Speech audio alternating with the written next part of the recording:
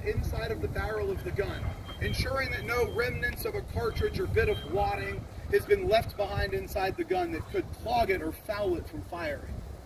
The next step, which is to advance the sponge and sponge the piece, determines the same thing. It's ensuring that there is no obstruction inside of the gun. As that sponge is pushed inside, it's pushing air up through a hole in the back of the gun called the vent. So you'll notice the back gunner has said, well, they've placed their right hand over that vent, ensuring that no errant spark from the linstock can make it inside of the gun during the loading process. Now, the charge, or the powder, would have been delivered to the gun in a latten or bronze case, and they will take out what appears to look like a cylindrical kind of sack. These cartridges would have been pre-measured amounts of gunpowder delivered up to the gun. Now, the gunpowder inside of here is only an explosive when it is confined and compressed. So we confine it by placing it inside the barrel and down to the breech, which is the back of the gun.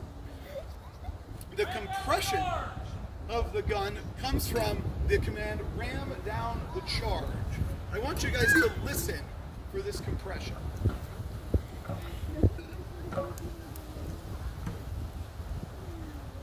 Did you guys hear that sort of hollow thumping sound? That's that charge being compressed into the back of the gun.